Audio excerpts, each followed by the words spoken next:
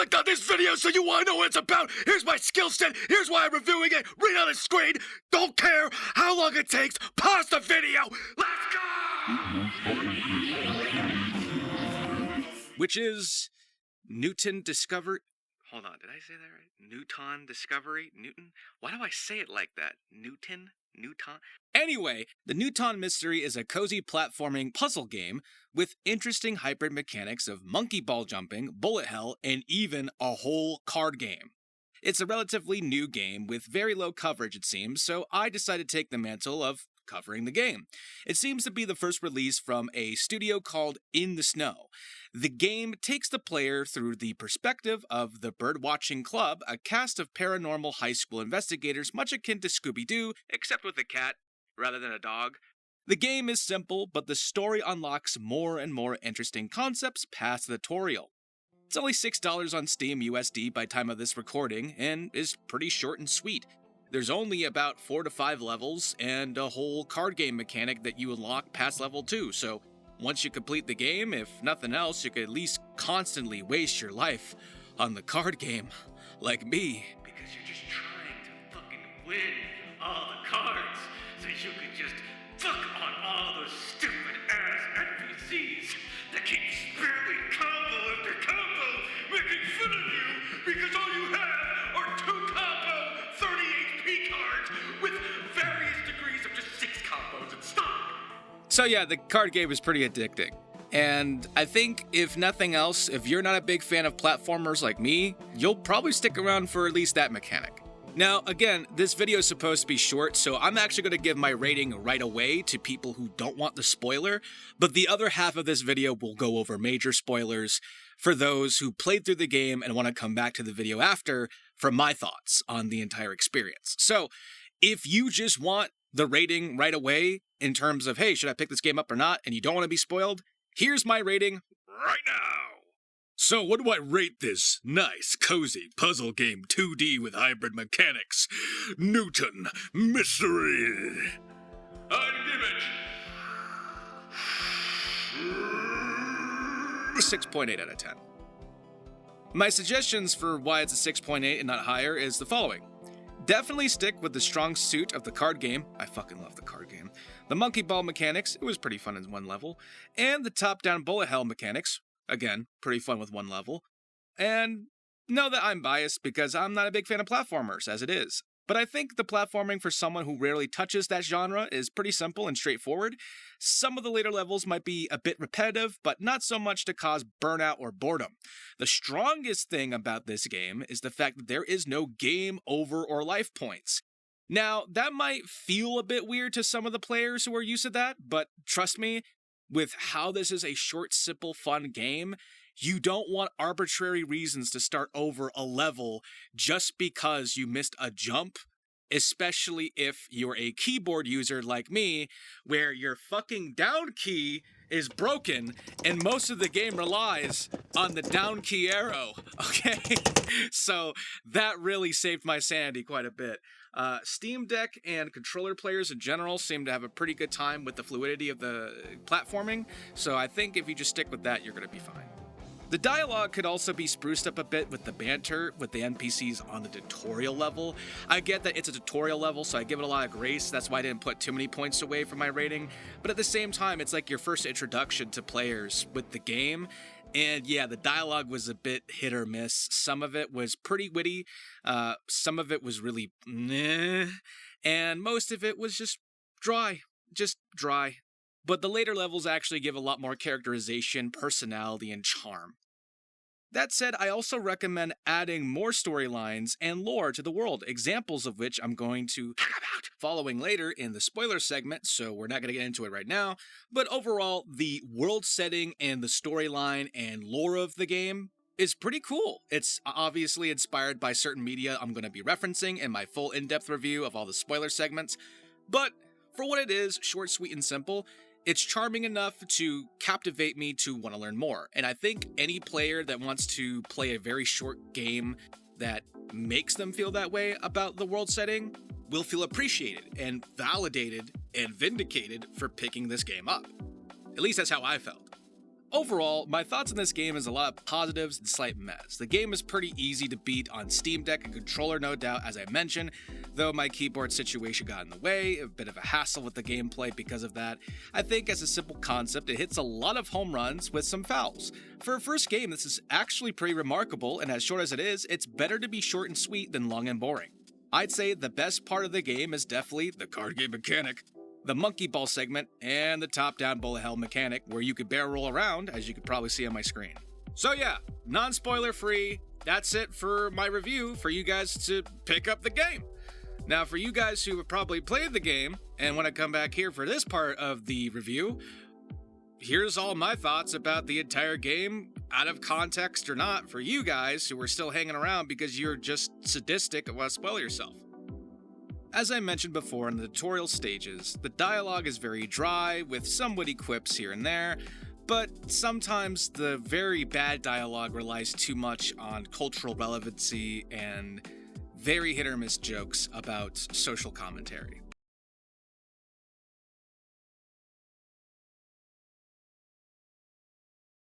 I do appreciate the Adventure Time cartoon style, at least that's what I thought of it. I do think there is some odd placements of percussive instruments with just the downtime segment of the player just walking around and talking to NPCs, and if I'm not mistaken, there is a bit of an issue with the combat side of the platformer, with the music as well. I didn't really think it jived with some of the boss battles, if you want to call it that, and really, there is not much for combat, if you think about it. It's basically just timed button presses, getting rid of NPCs, and we're going to get into the final boss and how anticlimactic that was. As for the tutorial itself, the tutorial messages appear, in my opinion, way too late in the stage, where it just gives you what you already figure out with your own button prompts, and some of it does have silly banter, but again, too late for even a player like me that doesn't really mess with platformers much. Character switching in game is pretty intuitive. Characters like Phil have interesting physics with their powers where they could turn into a fish and nosedive, leap in speed out of water tanks to the ground. Mac uses a yo-yo as a hook reenactment of Zelda games with a grappling hook, and just as he is a stand-in Link 2D with the grappling hook, his jumping noises are as annoying as Link from the Zelda games. Again, this is just more of my quirks as an audio kind of guy. I would have preferred the to be very minimal. Now, you're gonna have to forgive me for diving in on a bit of a rant that might not even be related to the game's intentions at all, but in the tutorial phase where it goes into a dilapidated part of a town in Newton, it actually struck a chord with me, because, at least in my mind, the way I read some of the dialogue and the scenery, it had themes that tackled that of the Rust Belt towns in the US. Take him to Detroit. No! No, not Detroit! No! No, please! Anything with that! No! With a childlike disguise of the paranormal.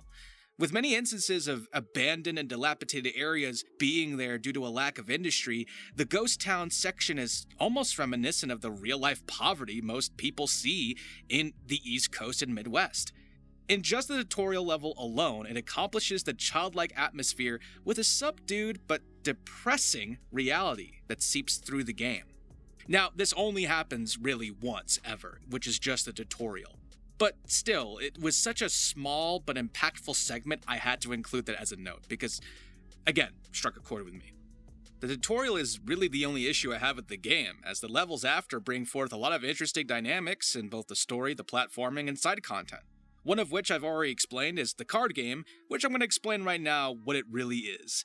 From what I understand, at least most of the rules of the card game is a 4-color scheme of up, down, right, left, being yellow for up, green for down, red for right, and blue for left. Now, it doesn't really stick to its own rules on that note, because I have found many cards with different matchups and combos, and some that have less to do with the arrow keys, and more just for vibes. But generally, you're going to find cards that are at least 3 combos of the same arrow key up, up, up as yellow, right, right, right as red, and so on. so loosely it follows those rules. There's even a meta wheel system at the bottom left that explains what colors beat what in terms of the meta and matchups, but often I find that's not really true if you just know how to time your arrow presses on the event of combat. At least for like the 12 missions and matches you're put up against in the card game. When it gets to harder levels, it actually kind of does matter a lot. It even has a cool rare card set called the Rainbow Cards, which pretty much as its namesake, combines all the different colored patterns of every other card. These are perfect for when you're in the hard missions of the card games later on, because trust me, you're gonna get rolled like a motherfucker. Everyone basically has like a rainbow card in their deck that just last second will fuck on you if you don't know how to cope. Now back to the main thing about the game, the platforming and the storyline. A lot of its lore seems to be heavily inspired by such things like Undertale with its setting about monsters and humans living together, at least having lived together, and there being a war that pretty much pinned the two of them against one another. In this one, it's more about humans and monsters having fought in the occult wars, which is often debated from several points of view about how it happened and why. In fact, one of the main characters is a direct descendant to the historical figure of the Newton town, Shinji Terakage, and that character is Tess. The Occult Wars is a constant point of reference for certain mysteries such as the Haunted Manor, where abandoned journals can be found detailing this event as connections to vampires, ghosts, and other creature types. Despite its simplicity, the game opens itself up to the characterization of the cast and their struggles, and the conflicts throughout the levels. The character's struggle is introduced with Mac in level 1 proper of the story past tutorial, where you don't really know if what he's going through is a dream sequence or a paranormal phenomenon, at least at first. It gets clear by the end of it. Tess, on the other hand, is given a literal time travel adventure to the past when the Occult Wars began, and Phil, Lemon, and Cole all collectively uncover a grand corporate conspiracy that pretty much makes the climax of the game happen.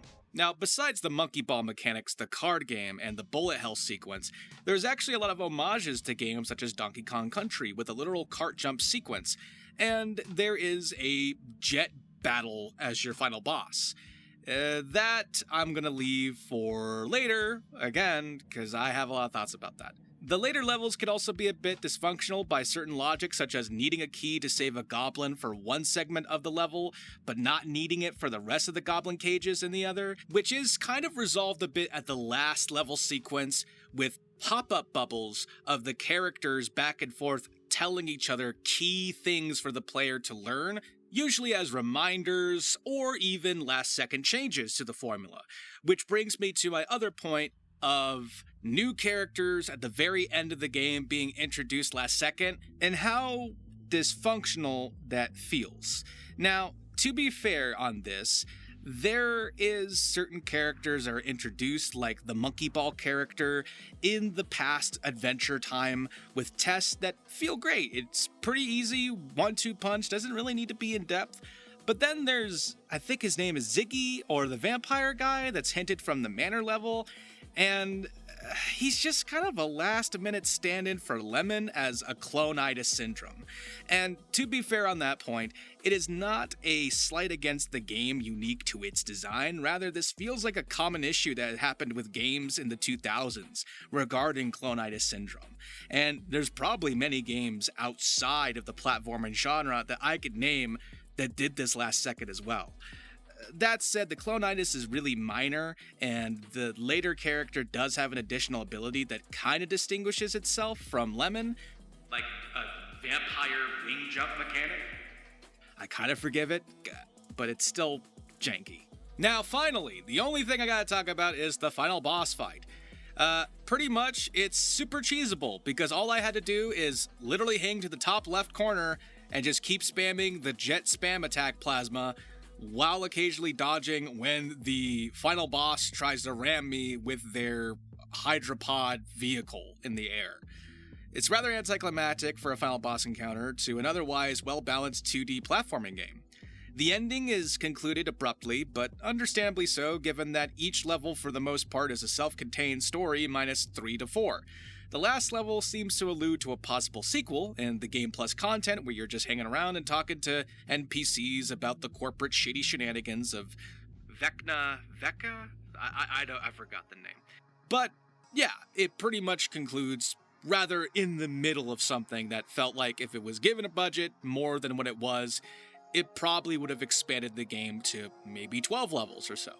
But for what it is, I give it a lot of grace because it was still fun, even if the final boss is pretty anticlimactic. And that's most of my notes for the Newton mystery. There is more about questions I would have about the world and its lore if it was given a sequel, but I'm just gonna rest on that because the genuine vibe I want to give for this review, and if I ever do styles like this again, is just short, sweet, simple. Here's my thoughts, here's what I enjoyed, here's what I didn't enjoy, and overall, here's the rating. So shout out to the developers and all the people involved in the project that were backed by a lot of great supporters to give us this game, Newton Mystery. In the Snow Studio is small, from what I understand, but they have a lot going for them, and I want to send all the love and praise I can. So think of this series as a short one that I might pick up once in a while when I see a gem in the rough. That is exactly what this game is. So, with all that said, hopefully I convinced you. I hope you had a good day, and it's been Crimson Gray, and I'll see you next time.